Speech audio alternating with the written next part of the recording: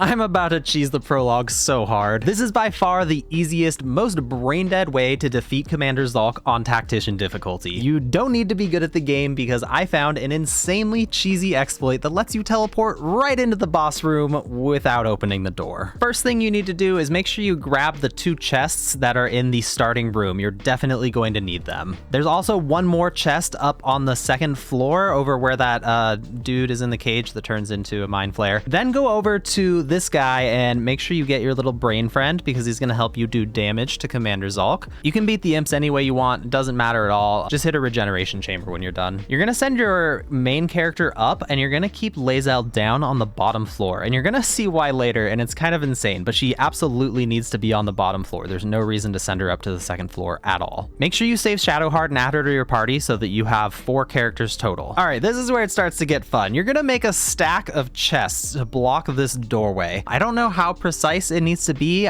It worked for me perfectly on my first try, and I've only tried it one time. I just stacked a bunch of chests and I made them prioritize the right side of the chamber. So that should work. Make sure you go into Shadowheart spells and take the command spell. All right, here's where the cheesy exploits come into play because Lae'zel is going to teleport everybody into the room by using Mage Hand. You just press O to go into tactical mode so that you can get that above view and just click in the darkness and it just puts her right next to the transponder instantly. It teleports your other 2 party members into the room without opening the door. So with the door not open, the Cambions are going to have a little bit of trouble getting in. Not going to be as many reinforcements as Commander Zhalk was expecting. Go ahead and send Shadowheart forward and save the game, and you're going to use command and you're going to do drop to make him drop his weapon on the ground because now he's doing pretty pathetic damage.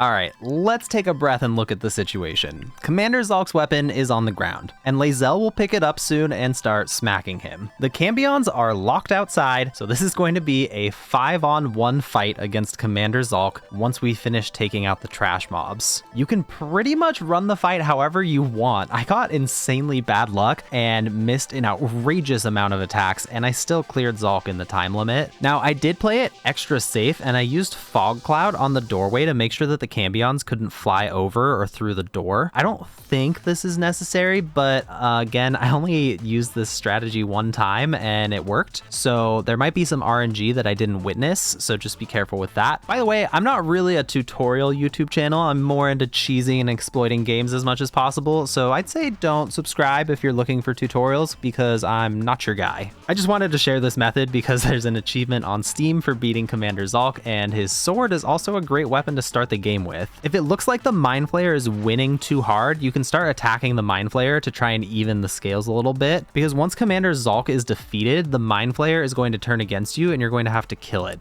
And ideally, you want Commander Zhalk to die first, because then the Mind Flayer turns hostile and you get experience for killing it. So you can get the most amount of experience possible if Commander Zhalk dies first. But yeah, this was on Tactician difficulty, and I really just clicked attack over and over again once the setup was complete. The fight was super easy. This is clearly a completely intended game mechanic that Larian totally wanted in the game. But real talk, if this video gets a lot of views, then they will maybe patch it or something. But you never know. It doesn't really hurt to have something like this in the game, so maybe they'll just leave it in. Maybe they'll leave it as something for the speedrunners to use. I hope this helps some of you, and I will see you when I finish editing the 32-hour playthrough I just did of Act 1, which I'm really excited about. I have a really fun character roleplay for it, but man, it's a lot of hours to edit down. See you then.